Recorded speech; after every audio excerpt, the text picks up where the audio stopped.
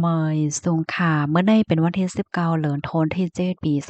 2026ในตอนในเฮาค่ะมาถ่อมด้วยสายงานเงาลายวงกลางอิหร่านและทั้งอเมริกันนะคะไล่ฮู้ว่าทั้งสองฝ่ายได้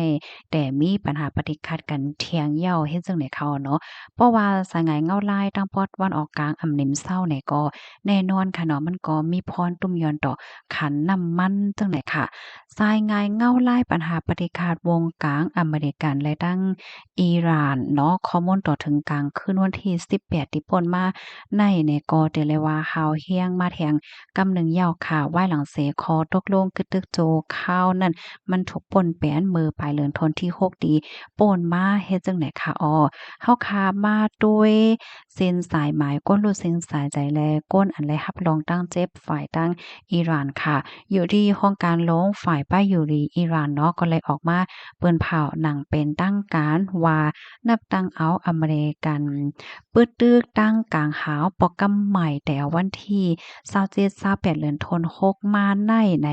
ตั้งฝ่ายอิหร่านในอันยืนยันและเย้านั้นมีคนรู้สึกสายใจกว่าเย้าตีเอมัน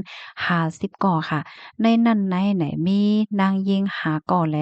ลูกอ่อนอายุเต็มเลยสิ18ปีใน2ก่อ กดอันไรรับรองตั้งเจ็บซ้ำมีอยู่5ปากก่อในนั้นมีนางยิง32ก่อแลลูกอ่อนแทง18ก่อค่ะกำปั้นนำได้ก่อเจอเขานั่นไหนอยู่ไว้ตั้งโคงยายาตางปวาตอนไตของเมืองเฮ็ดไหนอ้อ สายงายเงาไล่ลวงปึดตึกคาโลเป็นหือพองคาลาในกำในเฮาคามาถ่อมด้วยฝ่ายดังอเมริกันค่ะเนาะอยู่ดีตับซึกอเมริกันค่ะก็เลยมีลวงปึดตึกฝ่ายดังกลางหาวมงจู้กว่าดีโลจิสติกฝ่ายดังการซึกดีไว้เคิงกองกลางมักมือจึงยามไตลิ้นปยกเปิงการกดทัดตั้งปอตอนฝั่งปางลายให้ไหนอ้อ เลยฮู้ว่ามีอันมีรองปึกตึกในวงในคณะตึกเคิกต่อเปิ้นดีก่อสร้างก้นวานก้นเมืองหนังฮาวเฮียงเปิงลงมันในเทกอดีดีเวงฮอร์โมสการค่ะมีโขหลงตีเอมันหาตียอกอโอมงค่ะเนาะตีหลอดก้าวสว่าจังไหนในค่ะนะมันก็มีรองพงแต่เหี่ยวก็ก้อยค่ะโคมป้าถึงมีรองปึกตึกป้ารถไฟค่ะเนาะตารถไฟเลย กว้างเฮอหมิ่นตั้งปอดตอนไตจังไหนค่ะเยื่องอ่านแต่ก่อเปิดตาตัดเส้นตั้งโต้ก้นแลเคิงใจโคตรของทัพซึกอิหร่านว่าจังไหนกำในเฮาค่ะซ้ำมาถ่อมด้วยรองตรงเหนืองฝ่ายตั้งอิหร่านค่ะอยู่ดีตับซึกของอิหร่าน IRGC ค่ะก็เลยมีระวังปึดตึกค่ะเนาะส่งโดรนว่าสว่าเฮ็ดจังไหนกว่ากำเหลียวไหนอิหร่านนั่นลาดว่าเจ้าเขานั่นไหนจางเฮ็ดให้ไล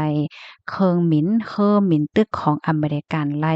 ตีเอมาใน2ลำและเฮอหมินต่างเซียนเทียง3ลำตีตะปังเซาอเมริกันอันมีไว้อยู่ดีจอร์แดนในอ้อม ยก็เลยฮู้ว่ามีหลวงยื้อหมากเข้ากว่าดีตะปังเซาอเมริกันอันมีไว้อยู่ดีบาห์เรนค่ะเปิ้นตีที่ในห้ำไหนมันเป็นตีโฮมไว้คือหมิ่นตึกของอเมริกันโฮมบ้าถึงตีในกาตาจังไหนคณะตีอันเปิงเฮ็ดกลางเพศตั้งกลางเฮาไหนก็ไล่เหตุการณ์หนังนักๆหนาๆว่าสังว่าเฮ็ดจังไหนถึงตีเฮ็ดให้จากหมากจากทางบางอันบางตอนได้ ตกใส่ในพื้นที่ก้นหิวเศร้าเฮ็ดจังได๋ค่ะกำในเฮาค่ะซ้ำมาด้วยหว่องแก้วฮอร์โมสค่ะอิงเนอมีระวังปึดตึกกันแฮงจังไหนเหี่ยวก็เฮ็ดให้อิหร่านได้เปิ้นเผาปิกหว่องแก้วฮอร์โมสเที่ยงกำหนึ่งยาวเฮ็ดจังได๋ค่ะเนาะตอนตาคือต่อส่งกลกาตั้งขายแลคือตังน้ำมันเต็มไหลป่องเลี้ยงจู้อิหร่านเขาลงนานั่นแต่ก็มันก็หลอดเพนั่นขนาดเนาะ ก็ตึกเคิกดอกลองออกข้าวตั้งของคือต่างกนก้าและคือต่างนำมันว่าสังไหวเฮ็ดเจิงในอยู่เหย้าไหนค่ะแลจึงหนังว่าค่ะเนาะเพราะว่าเส้นตั้งอันใดมันรอดเพกว่ามาหยาบไหนก็มันก็ซ้ำจางตึกเคิกดอกเคียงทัดน้ำมันโลกเฮ็ดจังไหนพี่น้องเขาจองฟังหันแม่นว่าวงวางได้หาซื้อน้ำมันก็ขยับมาอีนนะว่าบางทีก็น้ำมันก็เคินมาไว้แหน่จองหันว่ามันหลากหลายมากค่ะ ข้อมูลตอนในค่ะเลยเปิงอิงออกมาดีห้องการข่าว CBS News ห้องการข่าว Wall Forum ห้องการข่าวไทยรัฐต่างไว้เนี่ยค่ะลูกดีข่าวเงาโหได้เสแลกำในเฮาค่ะมาถ่อมด้วยข่าวเงาที่ในเมืองโฮมตุ่มอีกหนึ่งค่ะเนาะมีลองฝึกซึกโฮมกันในค่ะว่าแน่แต่เอาวันที่6ต่อถึงวันที่17เดือนธันวาคมที่7ปี2026ในตับซึกราชาและดังจุ่มซึกหมานโฮมกันฝึกฟ้อนซึก อันใส่จือว่า Tropical Storm นะคะเนาะที่เว้งหลงในปีต่อในเสียวก็ปางฟุกฟ้อนซึกปอกกำไนค่ะเป็นพรไหลหลวงซึกมานไหลตั้งราชาอันลงลายมือคมกันมาในขอบ5ปีแต่เมื่อวันที่1เดือนธันวาคมที่2ปี2021ดีป่นมานั่นว่าจังไหนคะอ๋อในก็เพราะว่าเฮาคามาด้วยพ้องยามมื้อเหลียวในราชาและทั้งเมืองคมตุมแต่เรียกว่าตั้งของเสซึกมานเฮ็ดจังเนี่ยเนาะเหมือนหังมีระวังจำใจกันมาในหลายๆฝ่ายได้ก็เปิ้นก็ว่าเฮ็ดจังไหนคะนะกำในเข้ามาถ่อมด้วยกว่าแทงลองตั้งไล่โหยย้อยยมันค่ะเนาะในวันที่14เดือนธันวาคมที่7ปี2026ในผู้ก้อนฝ่ายสอนการซึกจุ่มซึกมานเจ้าหารเป้จงลิ้นลาดกว่าดีในเงาหางเสียงนันว่าปางสวนในเป็นคักตอนลวงคืบนาเทียงอันนึงในการคมมือแก่กลางดับซึกตั้ง2เมืองอันไรแต่มาเจมือเลินทน2ปี2021นั่นไหนออ ตั้งแต่จุ้มซึกมานยึดเมืองมาในปี2021แต่พอถึงเดือนธันวาคมปี2026ในซึ่งมานญาจุ้มซึกดับเก็ดแขก้นเมือง PTF และจุ้มซึกเจ้าคือ EAOS ลมตึกมาเฮาๆแห้งๆหลายเปิ้นตีปางตึกเป็นมาเหย้า